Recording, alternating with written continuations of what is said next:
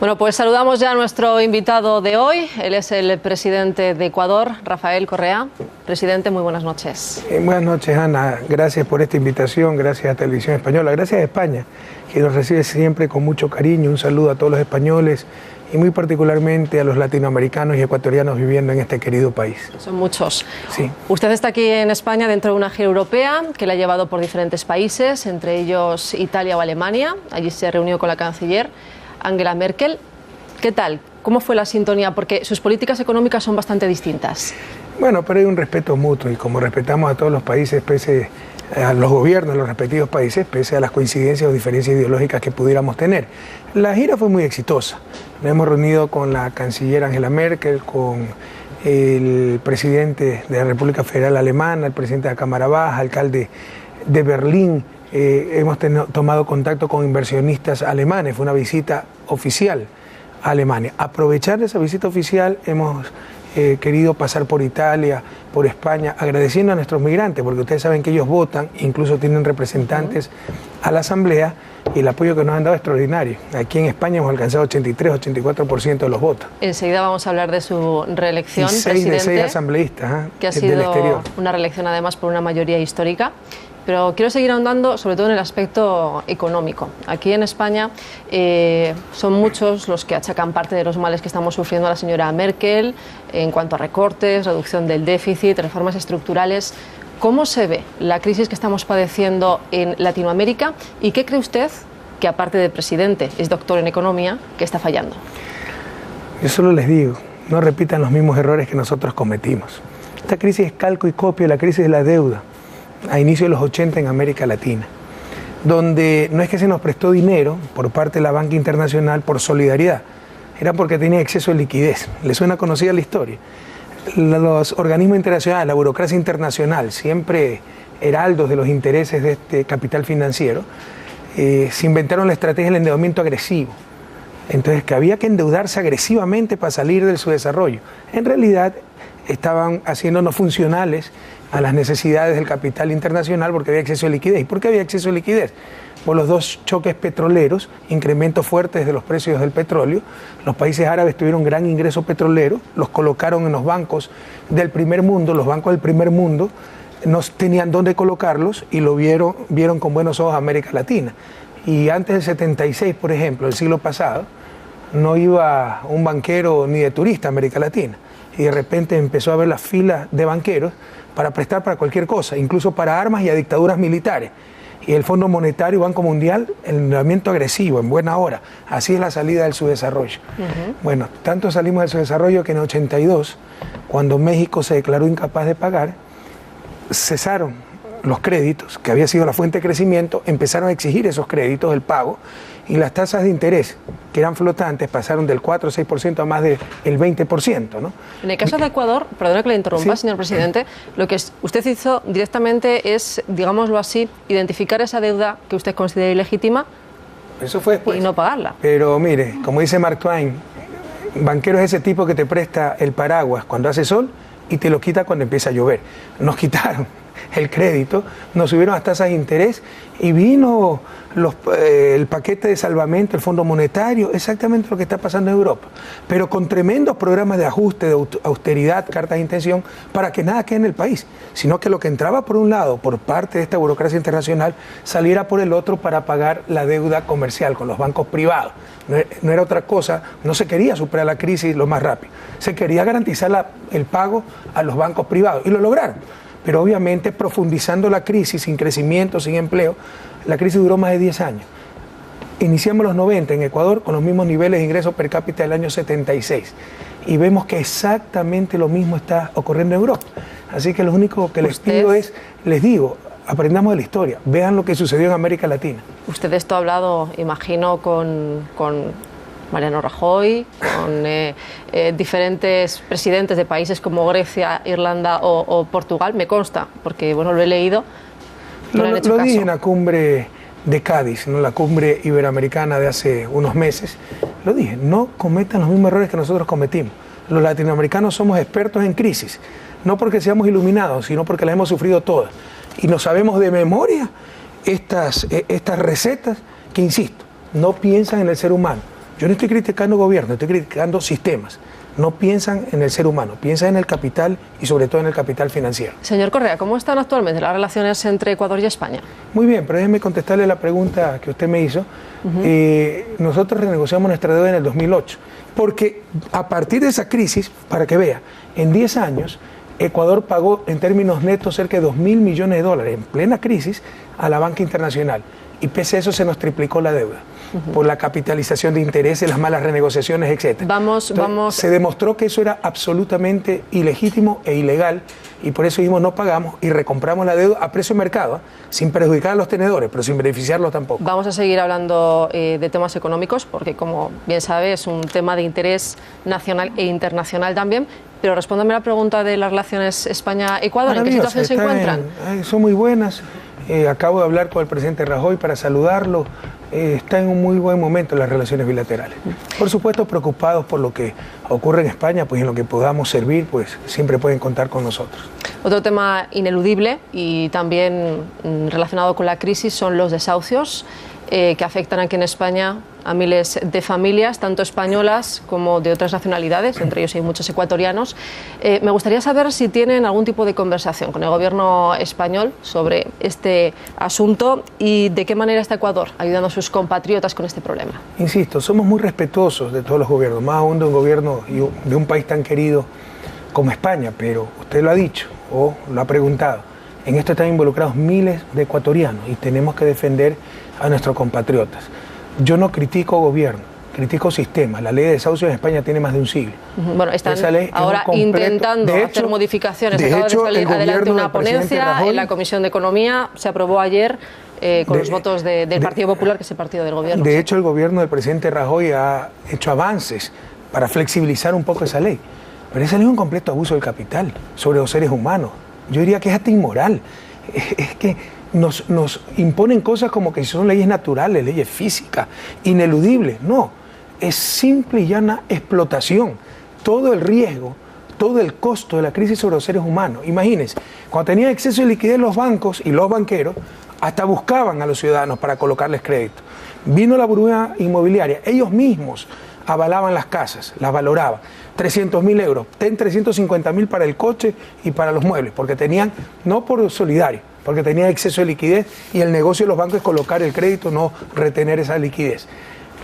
Viene la crisis, de buena fe no se puede pagar, ten la casa, ya para una familia perder su casa, pero ahora la casa vale 50.000 euros, así que me quedas debiendo además 300.000 euros, además de perder tu casa, te quedas endeudado para toda la vida. Están arruinando vidas enteras. ¿Cómo están ayudando a los ecuatorianos? ¿Están tomando algún tipo de medidas, señor abuso Correa? Del capital sobre los seres humanos. Yo quiero dejar muy claro, no es técnica, no es nada.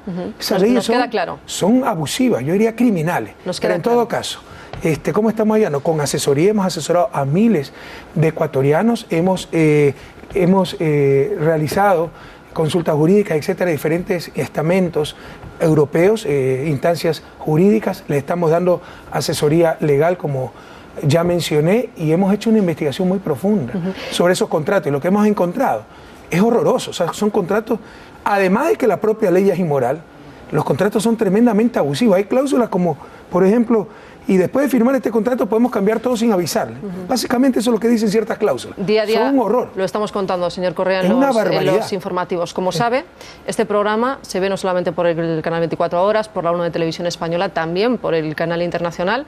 Hay muchos ecuatorianos que están pendientes de esta entrevista. Cualquiera que esté en esta situación de peligro de desahucio, ¿dónde tiene que acudir para que su gobierno le ayude? A los consulados del Ecuador en España, tenemos muchos. Así también nosotros tenemos la Secretaría Nacional del Migrante, que se llama CENAMI. Se pueden acercar a las oficinas de la CENAMI y pueden hacer consultas vía internet. El paro es otro asunto aquí que es noticia en España, la crisis, efectivamente, por eso decía que íbamos a seguir hablando mucho de economía. Está obligando a muchos jóvenes, como sabe, no tan jóvenes, a buscarse la vida en otros países. Las empresas españolas buscan nuevos nichos de negocio. En ese sentido, ¿qué oportunidades ofrece Ecuador? Más allá de las oportunidades a las cuales ya me referiré, reflexionemos un poco sobre el paro. Destruyendo empleo, sin crecimiento no se superan las crisis, se agravan. Y se están aplicando políticas que tampoco dependen de un gobierno, es el sistema. y en este caso el sistema europeo, dominado por determinados países, que destruyen empleo, que impiden crecimiento. La crisis europea es básicamente una crisis financiera, no es una crisis del sector real. Una cosa es que usted no sea competitivo, que no tenga talento humano, que su industria fue superada por nuevas industrias de otra clase de tecnología, tenga que capacitar de nuevo a su fuerza laboral. Esas son crisis reales. La crisis española es una crisis y europea es una crisis financiera, es decir, básicamente coordinación. Sí, sí. Hay casas, hay gente que necesita casa y hay bancos que no necesitan casa con la casa. Un problema de coordinación. Y la mejor manera de coordinar socialmente es con la moneda, es la política monetaria. Pero usted tiene la insistencia del Banco Central Europeo para tener una política monetaria muy rígida. Y vea a quién beneficia esa política monetaria. Beneficia al capital financiero. El problema es de poder, es un problema político, no un problema técnico. El asunto, varias de las cosas que usted estaba apuntando, se hablan aquí todos los días, ¿no? Y es un tema de actualidad y un tema de debate que se trata y que está en la calle. Pero yo me refería a las oportunidades de negocio en Ecuador. Hay muchas oportunidades. Este es un buen escenario, digamos, para vender país. Bienvenidos todos y todas los que quieran venir a trabajar, venir a invertir, venir a vivir en el país. ¿En qué tipo de cosas, por ejemplo? Bueno, ¿Qué sectores ofrecen más Ecuador oportunidades? es de las 5 economías que más crece en América Latina, la que tiene mayor inversión pública, cerca del 13%, la que más reduce desigualdad, de las 3 que más reduce pobreza, la que tiene la más baja tasa de desempleo, 4.1%. Entonces es un país que está despegando, nos han llamado el jaguar latinoamericano, así que las oportunidades son múltiples, pero por ejemplo en el caso español, construcción, tenemos miles de kilómetros de carreteras que están siendo reconstruidas y este año hemos empezado a construir las grandes supercarreteras. Hidroeléctrica, estamos construyendo 8 hidroeléctricas, sectores estratégicos, refinería, minas, petróleo, puertos, aeropuertos, comunicaciones, es decir, hay múltiples oportunidades de inversión. Usted insiste, Ecuador nos está esperando con los brazos abiertos, pero en algún momento yo le he escuchado decir a usted, señor Correa, que los estados están en su derecho, leo textualmente, a nacionalizar empresas en un momento dado. ¿Están claras las reglas en su país? ¿Hay seguridad jurídica para cualquier empresa, pero especialmente, bueno, estamos aquí en España para las españolas? Más que claras, nuestra nueva Constitución garantiza la seguridad jurídica, garantiza la propiedad privada, pero eso no excluye que en caso de necesidad, ¿no?, a nivel nacional, estratégica, con la justa compensación se pueda comprar una inversión extranjera. O sea, eso no lo estamos excluyendo, no lo hemos necesitado. Entonces, no ha ocurrido en estos 6 años de gobierno. Pero yo no excluyo esa posibilidad de ser necesario, que la necesidad no se ha presentado todavía, pero con la justa compensación. Nuestra Constitución garantiza la propiedad privada y garantiza la seguridad. Lo que pasa es que lo de la justa compensación puede ser muy subjetivo, ¿no? También. No, es bastante objetivo, eso lo evalúan empresas especializadas, etc. ¿Quién la decide? Pongámonos en situación, que en un momento dado haya que nacionalizar una empresa. Entonces no conozco los mecanismos en detalle, pero de presentarse, pues se tomarán todas las medidas para que sea un trato justo. Pero, o sea, yo sí quiero ratificar aquí, primero están los intereses del país. Bienvenida a la inversión extranjera, pero Ecuador no va a ser hipotecado para que nos venga esa inversión. Si quieren venir, bienvenidos, y a nadie le ha ido mal en Ecuador, si no averigua. Empezando por las empresas españolas, cuya rentabilidad es altísima. Ahí está Telefónica, está Repsol, etc. No sabemos. En cualquier caso, podríamos decir que la seguridad jurídica es grande, pero tampoco al 100%. Es total. Oiga, pero ¿en qué país le aseguro que en la propia España, si es que hubiese una empresa de energía que tal vez no cumple con su responsabilidad y está dejando sin luz a ciudades enteras, el gobierno va a intervenir? ¿En qué país no se reserva el Estado la capacidad de actuar en función del bien común? Eso no es inseguridad jurídica, eso existe en todos los países.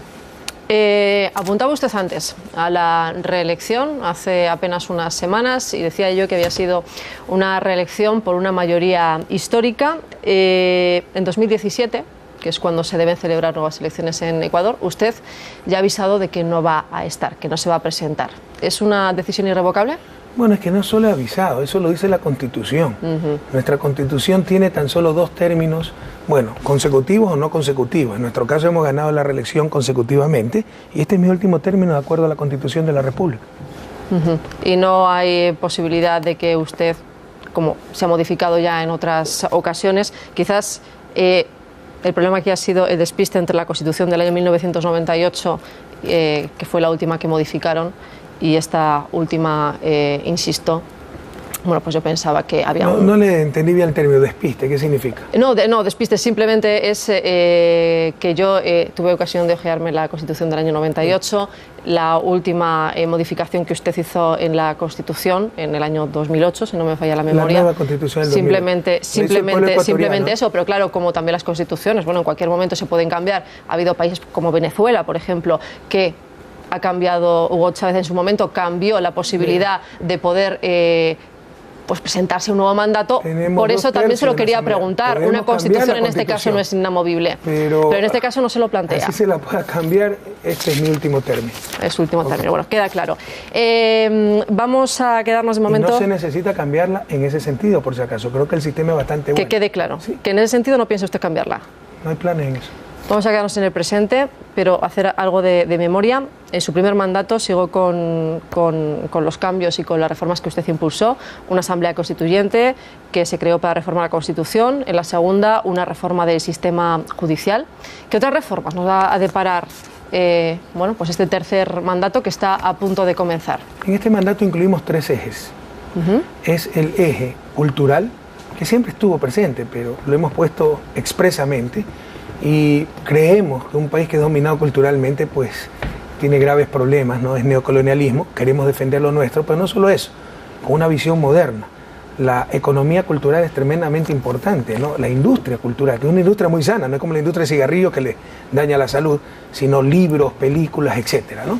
Y esto se está complementando con Universidad de las Artes, con mucho apoyo al sector cultural. Está el eje de desarrollo urbano, que es uno de los mayores problemas que tiene el país, el mal crecimiento en nuestras ciudades, invasiones, asentamientos en zona de riesgo, etcétera. Estamos con mucha firmeza, ¿no? Con mucha severidad controlando eso, porque ha sido un mal enorme, y estamos haciendo una nueva ley de desarrollo urbano, porque usted sabe que son los municipios los que tienen la mayor autoridad en estos temas, y muchas veces no cumplen con sus responsabilidades. Entonces se está haciendo una ley que organice todo el sistema, y sobre todo el tercer eje, que es el que más vamos a insistir, ahí está el futuro del país, es talento humano, ciencia y tecnología. Y ahí tenemos proyectos, el proyecto más importante de la historia del país. Estamos construyendo una nueva ciudad que se llama la Ciudad del Conocimiento, donde vamos a concentrar todos los centros de investigaciones del gobierno. Se va a crear una universidad de ciencias duras, y estamos invitando a las empresas alrededor del mundo para que traigan las industrias de alta tecnología a esta ciudad que se llama Yachay, así como sus centros de Research and Development, de investigación y desarrollo. Que tienen un montón de retos y de proyectos y mucha esperanza también por delante. Su relación, señor Correa, con la prensa ecuatoriana es complicada, y usted piensa que es necesaria una nueva ley de prensa. ¿Por qué? ¿Desde cuándo? ¿Por qué? Miren los sesgos, ¿no? O sea, la relación con la prensa es complicada, como que si ese es un problema. Bueno, también tengo relación complicada con algunos sindicatos, etcétera, porque eso no es noticia.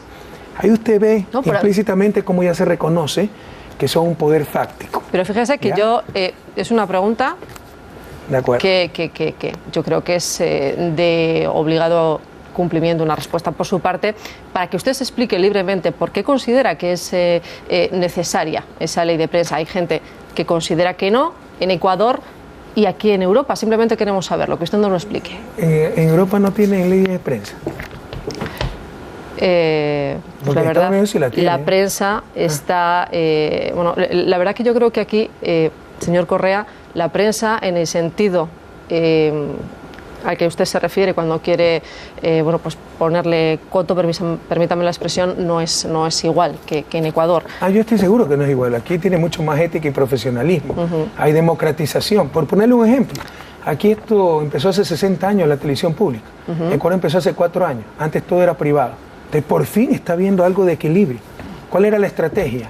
No es que se pone heroicos periodistas con la democratización de la propiedad del canal, se ponen a desempeñar su profesión para informar, no. Se hacía un emporio económico, bancos, industria, etcétera, y se ponía un canal de televisión para defender el emporio económico. Le doy nombre. TC Televisión, Gamavisión, propiedad de Filambanco, el banco más grande, que quebró. Hoy sus dueños están fugados en Miami después de estafar por centenas de millones de dólares al Estado. Teleamazonas, del Banco de Pichincha. Telerama, del Banco de la SUAY. Todo era así, esa es la prensa que tenemos. Por supuesto que se necesita una ley para que se dediquen a informar y no a defender intereses particulares. La información es un derecho, la libertad de expresión es un derecho de todas y de todos. no solo el que tuvo dinero para comprarse un canal de televisión o comprar una imprenta. Y la sociedad, además que es un poder tan fuerte, ¿verdad?, mayor que el poder del Estado muchas veces, que la sociedad tiene el derecho y el deber de institucionalmente, es decir, por medio de una ley, regular ese sector, que puede destruir a la propia sociedad, como está pasando en muchos países, como puede pasar en Ecuador, como pasaba antes en Ecuador, cuando hacían lo que les daba la gana, y todavía lo hacen. Pero la cuestión es, aparte de si se debería o no poner límites a la prensa, ¿dónde estarían esos límites y quién debería marcarlos? Para eso es la ley, pues. Pero ya que estamos hablando de prensa, de medios de comunicación, de periodismo... Le aseguro, o sea, por mala que sea la ley, los límites, quien ponga los límites no va a ser peor que ahora la situación actual, que los límites los ponen las 6 familias que manejan los medios de comunicación en el país. Bueno, no nos engañemos, son negocios manejados por ciertas familias en función de sus intereses, y la sociedad tiene que tener instrumentos para protegerse de los excesos de ciertos poderes. En esta legislatura que está a punto de comenzar, este sería uno de sus objetivos, sacar adelante esta ley de prensa. ¿Cuántos anteproyectos de ley y cuántos...? Ha habido como 18, eso ni siquiera es un proyecto mío, es un proyecto de la Asamblea, yo no los conozco. Pero estoy de acuerdo que debe haber, por si acaso, ya tenemos una ley, que es la época de la dictadura. Lo que pasa es que no incluye medios impresos. Pero esa ley dice todo lo que ellos ahora dicen que rechazan en nombre de la libertad de expresión, etc. Hay un consejo regulador con mayoría del gobierno, se puede clausurar emisoras, etc. Queremos modernizar esa ley, pero hay una gran resistencia porque los medios impresos no están incluidos en esa ley y no quieren ninguna clase de regulación. Para usted y para que toda la gente que nos está viendo se haga una idea, ¿qué país tiene el modelo de prensa a seguir, según usted, o el que a usted le gustaría para Ecuador? Desconozco y tampoco me interesa. ¿O general? No. Desconozco y tampoco me interesa, Ana. Yo ni siquiera he presentado el proyecto de ley. Fue iniciativa legislativa. Le di seguimiento hasta el segundo o tercer proyecto, por si acaso. Fue un mandato constitucional, transitoria primera numeral 4 de la Constitución de la República, aprobado por el pueblo ecuatoriano en referéndum, en las urnas, en el 2008. Daba un año para tener la nueva ley de comunicación. Pero todo el lobby de los medios de comunicación, con la complicidad de los asambleístas que tienen en el Congreso Nacional, que allá llamamos Asamblea Nacional, la ha bloqueado todos estos años. Estamos rompiendo la Constitución, pero ahí nadie dice nada. Ahí todo el mundo hace mutis por el foro. Bueno, la ley de prensa o esa futura ley de prensa va a seguir en todo caso siendo noticia, supongo, en los próximos meses o quién sabe si en los próximos años o cuanto menos en esta legislatura. Pero me gustaría... para que tengan noticias. Me gustaría, claro que sí. Nosotros mismos que tenemos que hacer sin que nos interese lo que digan o piensen en el exterior o ciertos grupos. Cada país debe responder a sus necesidades. Hoy, aquí hace 2 años, en Alemania, se clausuró una radio para hacer propaganda nazi. Se metió preso a 23 personas. Alguien ha dicho que no hay libertad de prensa. Hay una doble moral terrible también en esto, ¿no? Porque allá los abusos de la prensa son mucho peores, pero ahí sí hay que dejarlos hacer lo que quieran. No vamos a poner ejemplos, señor Correa, porque se podrían poner muchos y... Bueno, pues sigamos poniendo ejemplos. A mí me encantan los ejemplos, eso clarifica las cosas. ¿Sabe lo que ocurre? Que el tiempo en la televisión es oro y hay muchos otros temas. Sí, por eso es una pena que se desperdicie un tema tan repetitivo, esta libertad de expresión. Pero es un tema, señor Correa, que a la gente le interesa. No, a los periodistas le interesa, porque sabe la gente que hay total libertad de expresión. A la gente le interesa, señor Correa. Pero se defienden espacios de poder. Pero insisto, pongamos ejemplos. Pero bueno, yo en cualquier caso creo que mi pregunta, señor Correa, no ha sido nada tendenciosa. De acuerdo, yo no he dicho eso, pero le he puesto un ejemplo muy concreto. En Alemania, noviembre del 2010, se cierra una radio acusándola de hacer propaganda nazi, se mete presa a 23 personas. ¿Quién ha dicho que en Alemania no hay libertad de expresión? Pero en Ecuador queremos poner una ley para regular los excesos de la prensa y ya que noticia, etcétera. ¿Por qué no fue noticia el otro? Bueno, pero en Ecuador también se han cerrado algunas televisiones. Es que maravilloso, dígame cuál. Radios. Tengo noticia de la televisión TC, por ejemplo. Corríjame si me equivoco. Está equivocada. Porque TC está funcionando. No es el cierre, quiero decir, sí que la tenía un grupo, una familia, Grupo Isaías. Según tengo entendido, señor Correa, yo me puedo equivocar, pero he intentado documentarme lo mejor posible para esta entrevista. Esa empresa, digámoslo así, se le expropió a la familia, se repartió esa serie de acciones entre los empleados. Bueno, es Usted lo ha dicho, es una forma, bueno, que quizás nosotros aquí lo vemos con ojos europeos, esto es algo habitual en su país.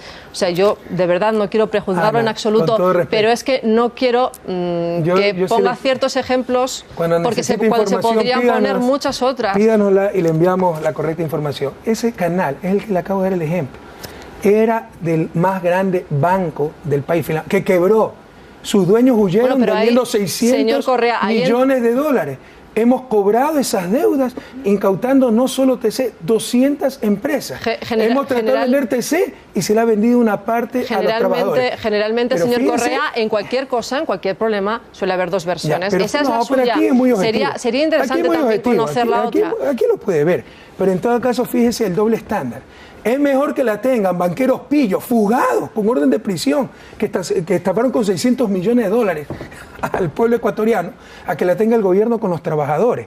Caramba, yo no estoy de acuerdo con esa moral, con todo respeto. Bueno, me gustaría seguir hablando de usted, con usted de esto, pero insisto, hay otros muchos temas y creo que... Conozca la prensa que tiene América Latina, no es la prensa que tiene Europa. Yo he vivido en Europa, sé qué clase de prensa, sé qué clase de periodista es usted. ¿Cómo quisiéramos tener periodistas como usted en Ecuador? Pero es totalmente diferente allá. Bueno. No, o sea, siempre hay un conflicto de base en la prensa comercial. Negocios que proveen un derecho, y hay un conflicto de base. Pero se puede mitigar ese conflicto con profesionalismo, ética, democratización de la propiedad. Pero ya todo está concentrado en 6 familias. Lo que menos hay es ética, profesionalismo. Es un problema grave que tenemos que enfrentarlo sin miedo y con frontalidad. Bueno, queda claro. Okay. Venezuela, acaba de haber elecciones hace apenas unos días. Nicolás Maduro ha ganado por un estrechísimo margen. Enrique Capriles pide un recuento. El país está en una situación bastante inestable. Me gustaría saber su opinión sobre cómo se está gestionando toda la situación allí. Bueno, hay un ganador. Que el perdedor no esté de acuerdo, ¿qué le vamos a hacer? El Consejo Nacional Electoral de Venezuela creó un ganador. Venezuela tiene los sistemas electorales más avanzados del mundo, totalmente electrónicos.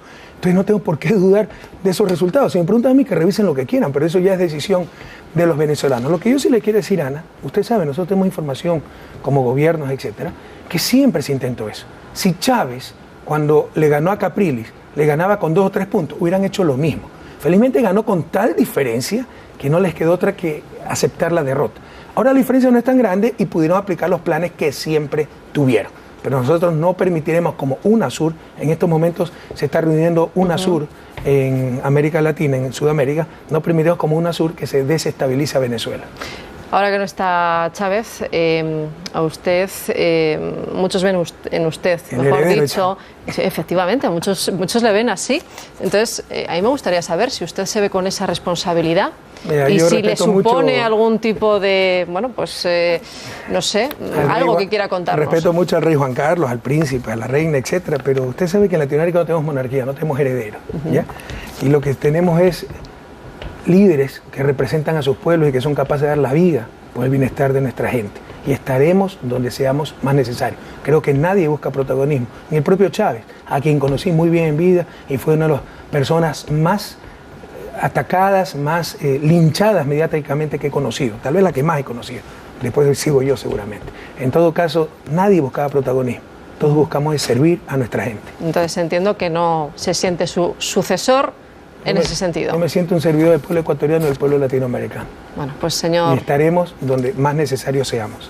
Señor Correa, presidente de Ecuador, un placer haberle tenido aquí. El placer ha sido mío, Ana. Y haber tenido, bueno, pues esta charla que yo creo que al final ha sido enriquecedora. Gracias. Muchísimas gracias y de nuevo un saludo al pueblo español. Y mucha suerte y ánimo. Gracias. Sí.